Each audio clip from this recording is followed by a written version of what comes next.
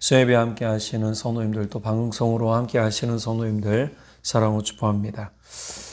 지난 수요일, 벌써 작년이죠. 작년 수요일 이후로 한 3주 동안 말씀을 못 전한 것 같네요. 네, 이제 수협에 다시 디모데전서 계속 나갑니다. 지난 수요일 우리가 그리스도의 복음을 하는데 방해가 되는 것들이 무엇인가? 방해가 되는 건 가장 중요한 건 우리 끊임없이 사람의 일에 몰두하는 거다. 그러니까 우리가 주의 복음을 잘 알고 주의 복음을 즐거워한다는 것은 내가 사람의 일에 몰두하는 게 아니라 하나님의 거룩한 일에 몰두할 때 주의 일을 알 수 있게 되는 것이죠.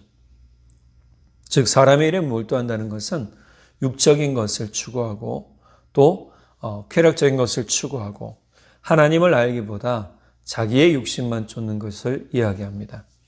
이것은 영적인 것이 아니죠. 그러나 영은 우리 속에 있는 영은 창세 때부터 하나님께서 우리에게 주신 것이므로 근본적으로 우리의 영은 하나님을 찾습니다. 그리고 그리스도의 복음에 순종하게 합니다.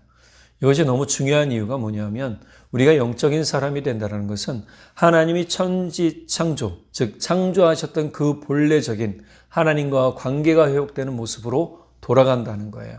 그래서 우리의 영적인 모습은 어떤 다른 형이상학적인 것이나 또 이상적인 것이 아님을 분명히 알아야 됩니다. 특별히 영적인 사람은 어떤 사람들을 그것으로 길을 죽이거나 사람들을 현혹시키는 것이 아니라 하나님과 선한 관계를 맺어가고 본래적으로 아버지와 자녀로서의 관계를 회복하는 그러한 것이 뭐예요? 영적인 회복이라는 거예요. 이 회복이 우리 안에 있으면 사실은 우리가 세상을 살아도 겁나지도 않고 두렵지도 않고 특별하게 힘들고 어려운 일이 있다 할지라도 그것을 넉넉히 이길 수 있는 지혜를 하나님께 받아 살아갈 수 있다는 것이죠. 그러니까 이 관계 회복이 얼마나 중요하냐. 우리가 지난 4절에서 볼 때 다른 교훈, 3절에서 다른 교훈이라는 율법, 유대인들의 율법과 그리스도의 복음을 섞어서 전하는 그러한 사람들을 이야기합니다. 이러한 잘못된 가르침을 이야기하면서 우리가 그러하면서도 유대인의 족보에 집착하는 것처럼 우리가 잘못된 것에 집착하는 사람이 아니라 복음에 집착하는 사람이 되어야 된다라고 이야기해 주고 있는 거예요. 내가 예수 복음으로 살 수 있는 건 예수와 함께 할 때 가능한 것이죠. 그렇기 때문에 그리스도의 복음으로 사는 사람이 되는 것은 우리에게 너무너무 중요한 거예요. 그리스도인들에게 특별히 중요한 거라는 사실입니다. 내가 복음으로 사는 사람이냐, 복음으로 살지 않는 사람이냐, 이건 분명하게 나눠집니다. 어떻게 나눠져요? 내가 영적인 사람이냐, 영적인 사람이 육적인 사람이냐, 이렇게 나눠진단 말이에요. 영적인 것과 육적인 것으로 이분법적인 것 같지만 우리가 추구하는 방향이 지금 어디 있느냐라는 거예요. 그래서 바울은 이러한 사람들, 이렇게 거짓된 가르침을 전하는 사람들의 특징 중에 하나가 뭐냐 하면 변론을 내는 거라고 이야기해요. 그러면서 이들이 헛된 말에 빠져 뭐라고 그럽니까? 토론하게 하죠. 토론하게 합니다. 끊임없이 잘못된 것을 가지고 뭐 하냐면 토론하게 만들어요. 그러면서 마치 내가 알고 있는 지식과 내가 알고 있는 경험이 진짜 최고로 높은 가장 좋은 지혜나 지식이라고 얘기하는 것처럼 그것으로 뭐 하려고 해요? 사람들을 눌러버리려고 하죠. 여러분, 우리는 그렇게 해서는 안 됩니다. 진짜 복음이란, 진짜 율법이란 무엇이냐라고 그래서 오늘 본문에 바울 사도가 이야기하고 있는 거예요. 바울 사도가 디모데에게 성도들에게 가르쳐야 할 것이 무엇인지를 오늘 본문에는 5절부터 알려주고 있죠. 개역개정에서는 교훈의 목적이라고 했지만 현대인의 성경에서는 자기의 부탁, 이런 것을 가르쳐주면 좋겠다라고 부탁을 하는 거예요. 자, 이렇게 번역을 했습니다. 이런 것을 볼 때 바울 사도는 복음으로 사는 성도들에게 필요한 삶의 자세, 생활의 방향에 대해서 무엇을 가르쳐야 하는지를 알려주고 있는 거예요. 디모데가 이런 것을 꼭 알려줘야 된다라는 것인데 이 세 가지는 뭐냐면 우리가 삶에서 실천할 수 있는 거예요. 5절 볼게요. 이 교훈의 목적은 청결한 마음과 선한 양심과 거짓이 없는 믿음에서 나오는 사랑이다. 그러면 우리가 먼저 좀 생각을 해봐야 되겠죠. 근데 이 사랑이라고 얘기하는 것은 현대인의 성경의 뒷부분에 보니까 믿음에서 나오는 사랑으로 생활하게 하라는 것입니다. 성도들에게 가르칠 때 그냥 지식적인 것을 알려주라는 게 아니에요. 생활이란 뭐죠? 실천하고 살아갈 수 있는 거예요. 우리가 그냥 좋은 거, 우리가 1만 시간의 법칙을 예로 든다면 하루에 3시간씩 10년을 투자하면 우리가 그것에 능통한 사람이 된다라는 말을 해요. 그래서 우리는 1만 시간의 투자, 1만 시간의 법칙 이렇게 얘기한단 말이에요. 그런데 그렇게 투자해서 그것을 가지고 나를 위해 쓰는 것 같지만 도리어 다른 사람을 위해 쓸 수도 있어요. 특별히 우리가 여기서 사랑이란 토대 위에 무엇을 해야 되는가라는 것을 바울 사도는 알려주고 있죠. 이것에 대한 사랑이란 말이에요. 사랑으로 생활하는데 그냥 단순히 맹목적인 사랑이 아니에요. 맹목적인 사랑이 아니라 오늘 3가지를 얘기하죠. 첫 번째, 청결한 마음. 이것을 현대인의 성경에서는 깨끗한 마음이라고 얘기를 해요. 즉 청결하다, 깨끗하다라는 것은 그 마음에 그 어떤 잡티도 없다라는 거예요. 어떤 흑심을 품은 것도 아니에요. 그러면서 내 안에, 그 마음 안에 주님이 주시는 은혜로 채워진 삶을 이야기할 수 있죠. 두 번째 뭐라고 얘기합니까? 선한 양심과 선한 양심을 이야기해요. 선한 양심이라는 것은 우리가 양심에 꺼리 낄 것이 있다면 하지 않는 게 원칙인 거예요. 그런데 양심에 꺼리 끼는데도 하는 건 뭐예요? 문제가 생기는 거죠. 그러면 이 양심은 뭘까? 우리를 지켜주는 방어막과 같은 거예요. 내 안에 양심이 하지 말라고 그러면 뭐 하지 말아야 돼요? 하지 말아야 되는 거예요. 그럼 내 안에 양심을 어떻게 알 수 있느냐? 주님의 말씀이 빗대서 주의 말씀에 이렇게 하지 말라고 했습니다. 그러면 하지 않는 게 좋은 거죠.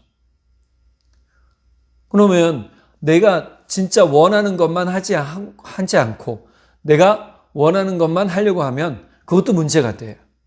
주님의 말씀을 잘 들어보면 이 복음의 문제가 얼마나 중요하냐면 복음이 내 안에 선한 양심을 깨워준단 말이에요.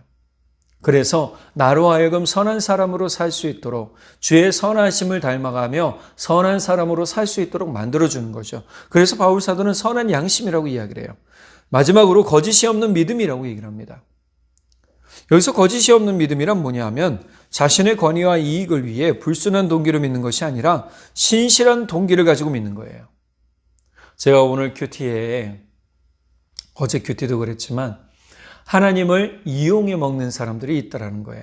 이 사람들은 믿음이 없는 거예요. 거짓된 믿음을 가진 거죠.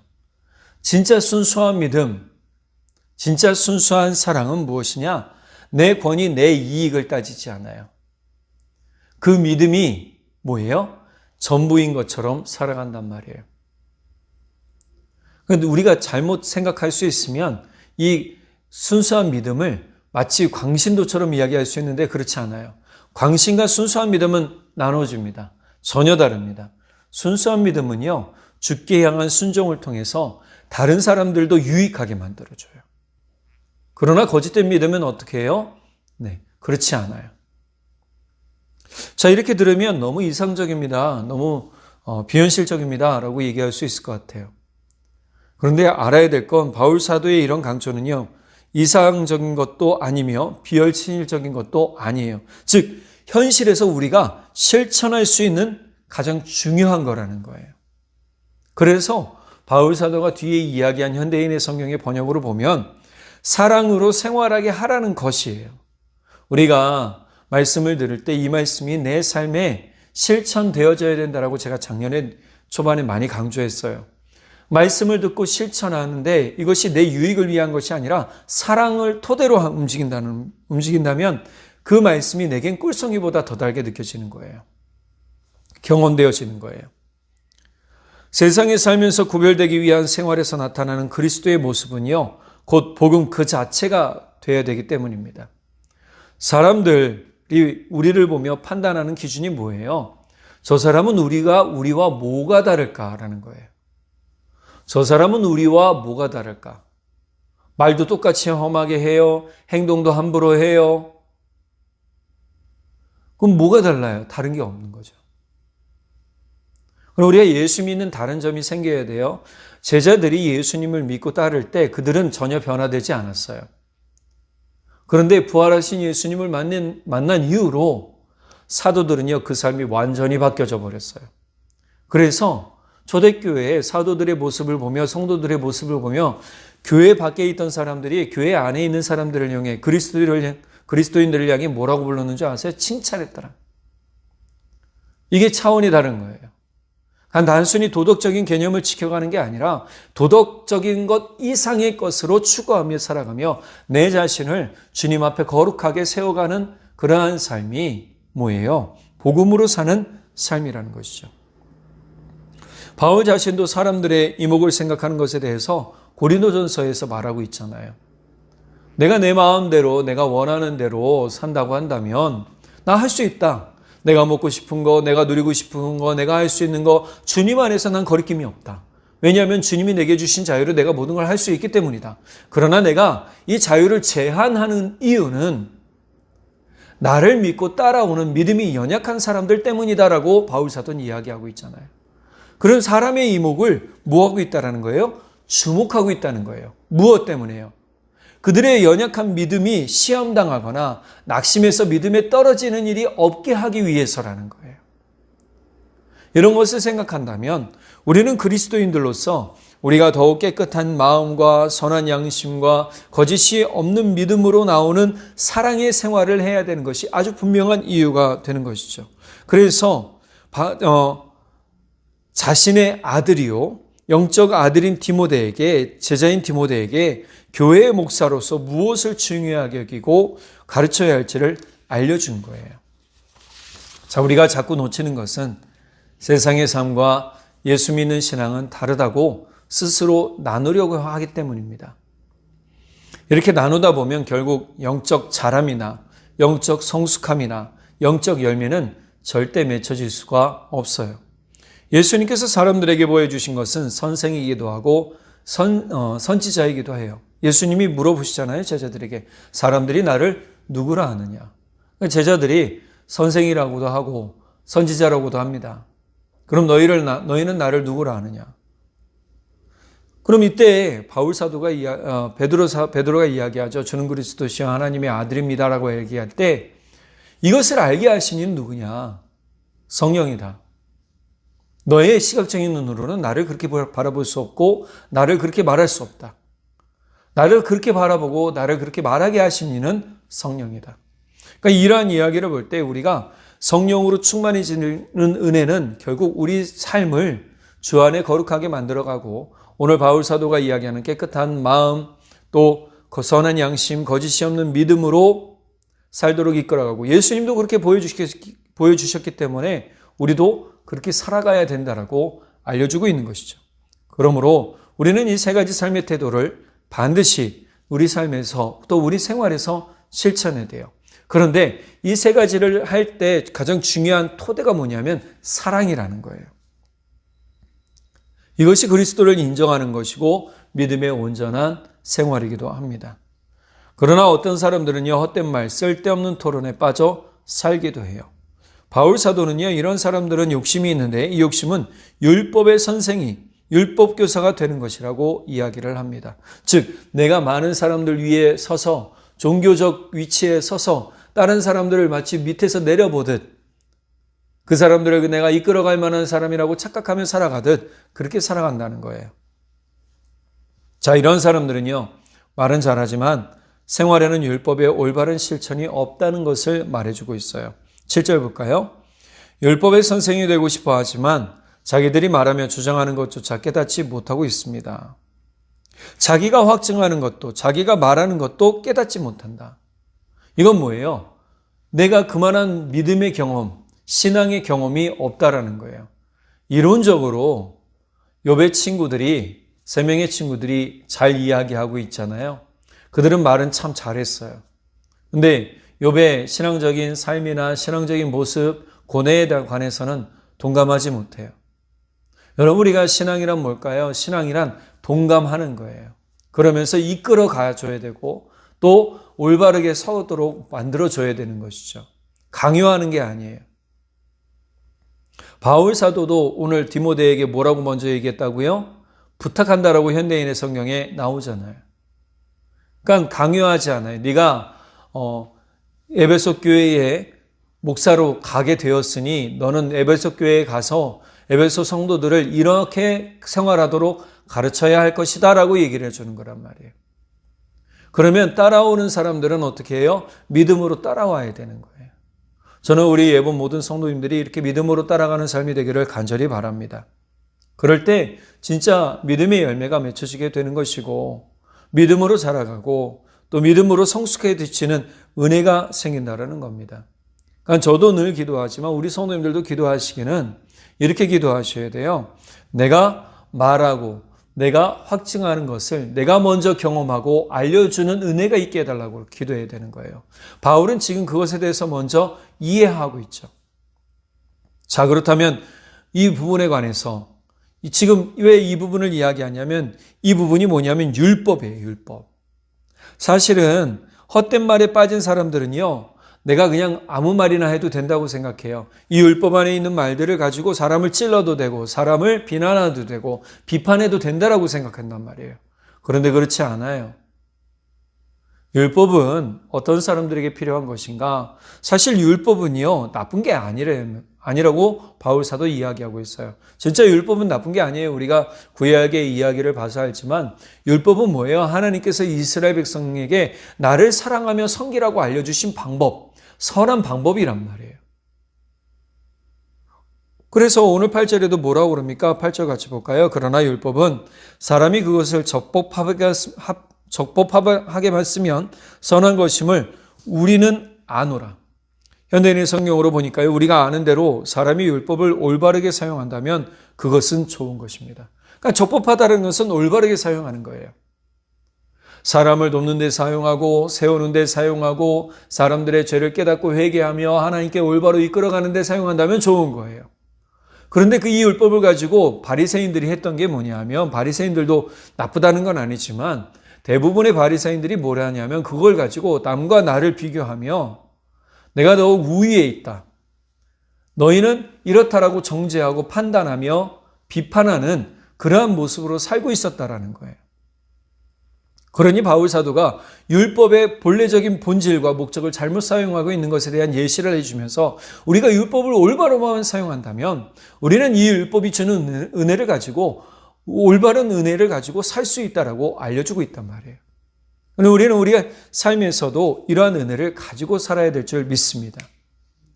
자, 그렇습니다. 율법은요, 하나님께서 사람들에게 주신 법이지요. 지키라고 실천하라고 주신 거예요. 그렇게 잘 지키면 유익한 것임을 확실히 알 수 있어요. 그러나 올바르게 사용하지 않는 게 문제인 거죠. 무엇인가를 잘 아는데 그것을 올바르게 사용하면 나 자신뿐만이 아니라 자기 자신뿐만이 아니라 많은 사람들에게도 유익이 됩니다. 그러나 잘못 사용하면 자기 자신에게도 그리고 다른 사람들에게도 유익하지 않고 피해만 주게 되는 것이죠. 그래서 소경이 소경을 이끈다는 말은 바로 여기서 나오는 거예요.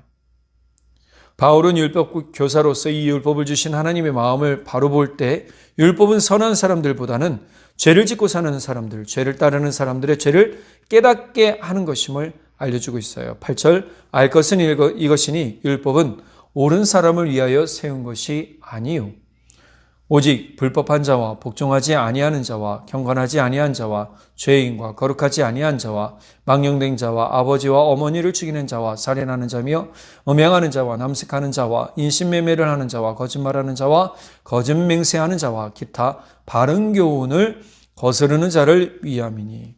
바른 교훈이란 뭐죠? 건전한 교훈이에요. 건전한 교훈이란 바로 복음을 이야기합니다.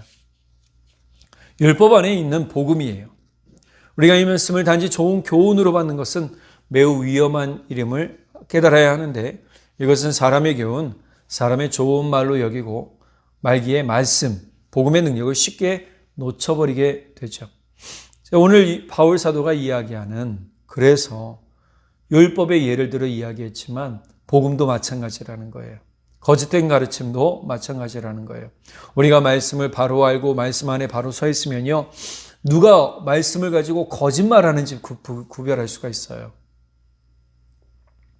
그러나 말씀에 바로 서 있지 않으면 어떤 일이 생깁니까? 네, 구분할 수 없어서 흔들리게 되죠. 복음, 말씀은요. 단지 사람이 전하는 좋은 교훈을 뛰어넘어서 사람을 변화시키는 능력의 말씀, 또 능력의 복음이라는 사실에 우리는 집중해야 됩니다. 또 그것을 믿어야 합니다. 그렇기에 말씀으로 사는 사람은요, 오직 믿음으로 살게 되고 말씀으로 사는 사람은 사랑의 실천을 할 수밖에 없습니다. 예수님께서 요한복음에 이렇게 말씀을 하세요. 요한복음 13장 34절에 새 계명을 너희에게 주노니 서로 사랑하라. 내가 너희를 사랑한 것 같이 너희도 서로 사랑하라. 그러니까 예수님은 사랑의 실천에 관해서 굉장한 강조를 하셨단 말이에요. 많은 강조를 하셨어요. 그러니까 오늘 본문의 바울 사도가 이야기하는 세 가지, 깨끗한 마음, 선한 양심, 거짓이 없는 믿음의 사랑의 실천, 이것이 왜 이야기됩니까? 예수님께서 사랑하라고 계명을 주셨기 때문이에요. 그러므로 바울 사도가 말한 세 가지 삶의 실천, 청결한 마음, 선한 양심, 거짓이 없는 믿음의 토대가 사랑이고 율법의 토대도 사랑이라는 사실을 확실하게 알고 사랑 위에 우리는 뭐 해야 되느냐? 선한 일을 하며 살아가야 되더라. 골로새서 3장 12절에서 14절에 현대인의 성경으로 보니까요, 여러분은 하나님이 택하신 사랑받는 거룩한 사람들입니다. 그러므로 불쌍히 여기는 마음과 친절한 겸손과 부드러움과 인내로 서로 참으며 언짢은 일이 있더라도 주님께서 여러분을 용서하신 것 같이 서로 용서하십시오. 그리고 이 모든 것 위에 사랑을 더하십시오. 사랑은 이 모든 것을 완전히 하나로 묶어주는 띠와 같은 겁니다. 그러니까 우리가 사랑을 하면 조그마한 흠이 내게 거슬림이 되지 않아요. 사랑을 하게 되면 내 안에 불편함이 되지 않아요. 사랑을 하게 되면 품을 수 있고 안을 수 있고 인내할 수 있으며 부드럽고 친절할 수 있다는 거예요. 그러므로 예수님께서 우리에게 알려주신 사랑의 토대 위에 이 모든 사랑의 실천을 행할 때에 우리는 사랑의 열매를 맺어갈 수 있다는 것이죠. 바울이 이야기하는 것은 결국 율법은 심판을 위한 말씀이 아니라 사람들의 죄를 깨닫게 하고 회개하며 심령이 깨끗하고 선한 삶을 살도록 하기 위한 것임을 깨닫는다면 율법이 하나님께서 선한 의도로 주셨다는 것을 깨닫게 되는 것처럼 복음을 우리에게 주신 것은요, 부활의 새 생명과 영원한 하나님 나라 소망의 복임을 알게 되고 또 그것이 하나님의 사랑 가운데 우리에게 주신 선물이라는 것을 알게 돼요. 그래서 골로새서 3장 12절 초반절에 여러분은 하나님이 택하신 사랑받는 거룩한 사람들입니다라고 이야기하는 것이 여기에 연유한 거예요. 여러분, 우리가 하나님의 사랑을 받는 거룩한 사람들임을 믿으시기 바랍니다. 그러므로 우리가 가져야 될 건 뭐냐면 끊임없이 바로 사랑하는 겁니다. 그리고 사랑을 자꾸 더하는 겁니다. 사랑의 묶는 띠로 하나 되는 겁니다. 우리 교회 안에 성도님들끼리 지내다 보면 또 주변의 사람들끼리 지내다 보면 내 눈에 거슬리고 내 마음에 들지 않고 내 뜻과 정은 다르다고 해서 너무 화내지도 마시고 또 다르다고 해서 짜증 부리지 마시고 품으시기 바랍니다. 안으시기 바랍니다. 포용하시기 바랍니다. 인내하시고 더욱 사랑을 부어주시기 바랍니다.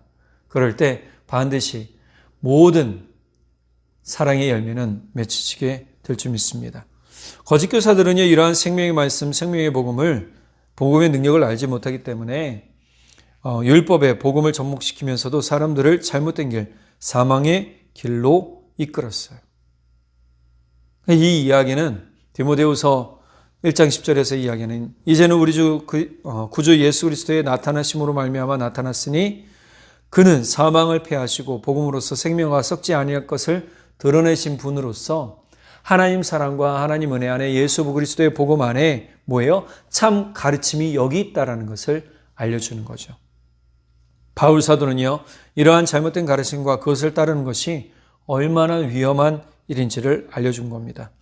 사람들은 단지 이것을 진짜다라고 스스로 생각하며 또는 그것을 좋아하다가 그것이 진리라고 착각하며 살다가 거짓이라는 것 사실을 알았을 때는요, 자신의 잘못된 선택을 인정하지 않고 어떻게든 합리화하려는 사람들이 대부분 많아요. 그러나 우리는 합리화하지 않고 회개하며 돌아가야 될 줄 믿습니다. 그럴 때 주의 복음 안에 바로 서게 되고 주의 능력 안에 바로 서게 될 줄 믿습니다. 디모데전서 4장 1절 2절 그러나 성령님은 훗날 어떤 사람들이 믿음을 버리고 속이는 영들과 귀신들의 가르침을 따를 것이라고 분명하게 말씀하십니다. 이런 가르침은 양심이 마비된 거짓말하는 위선자들에게서 나오는 것입니다. 그러므로 우리가 이들과 말을 섞을 필요도 없어요. 거짓말하는 사람들, 변론하자고 하는 사람들, 말싸움하려고 하는 사람들과 말싸움할 필요가 없어요. 시간만 허비하는 거예요. 감정만 상하는 겁니다. 기분만 나쁘죠. 그러니 뭐 하는 거예요? 피하는 거예요. 우리는 우리에게 온전한 가르침을 부어주신 예수님 또 성령님을 쫓아가며 살아야 됩니다. 그럴 때 그 성령님께서 우리에게 알려주신 대로 우리는 주님 안에서 살 수 있게 됩니다. 요한일서 2장 27절 현대인의 성경으로 보니까 여러분에게는 그리스도께서 부어주신 성령이 있기 때문에 아무에게서도 가르침을 받을 필요가 없습니다. 성령께서 여러분에게 모든 것을 가르쳐 주십니다. 그분의 가르치심은 참되고 거짓이 없습니다. 그러므로 성령님이 가르치신 대로 여러분은 언제나 그리스도 안에서 생활하십시오. 이게 중요한 거예요. 바울 사도가 이야기하는 가장 중요한 것은 뭐냐면, 오늘 핵심은 뭐냐면 바로 그리스도 안에서 성령님과 함께 사는 거예요. 생활하는 거예요. 이것이 오늘 본문의 핵심이기도 한 것이죠. 단지 도덕적 삶을 뛰어넘어서 구원의 확신이 있는 진실한 복음의 토대 위에 믿음을 세워갈 때 우리는 성령의 능력 가운데서 세상에서 능력 있게 살아가는 삶을 누리게 될 줄 믿습니다. 그러므로 우리 예본 모든 성도님들, 저를 포함한 예본 모든 성도님들이 주의 복음, 그 사랑 안에 든든히 서가고 열매 맺어가고 또 온전하게 생활해가는 우리 모두가 되기를 간절히 바랍니다. 기도하겠습니다. 사랑의 하나님 아버지, 참 감사합니다. 우리에게 주신 놀라우신 은혜와 사랑 얼마나 귀하고 아름다운지요. 주님, 세상에 많은 거짓된 가르침을 전하는 사람들이 많습니다. 그러나 교회 다닌다, 예수 믿는다 하면서도 그 속임에 빠져드는 사람들도 있습니다. 이유는 한 가지였습니다. 바로 복음 위에 바로 서지 않았기 때문입니다. 주님, 우리는 복음에 바로 서는 사람들 되기를 원합니다. 또 그렇게 서가겠습니다. 매일 말씀을 읽고 보고 듣고 말씀을 실천하며 살 때에 주여, 우리에게 말씀의 능력이 또 말씀의 귀한 열매가 맺혀지는 복된 삶 되도록 성령 하나님 함께해 주십시오. 우리가 영광의 복음을 따르는 사람들 되도록 인도해 주십시오. 지금은 우리 주 예수 그리스도의 크신 은혜와 하나님 아버지의 무한하신 사랑하심과 성령 하나님의 붙드시고 인도하시는 크신 은혜가 오늘 주의 말씀 안에 서며 주의 말씀으로 살기 원하는 주의 성도들과 그 가정과 자녀들 위해 지금부터 영원토록 함께 하시기를 간절히 축원하옵나이다. 아멘. 사랑의 주 내 안에 계시네. 다함이 없는 주의 크신 사랑,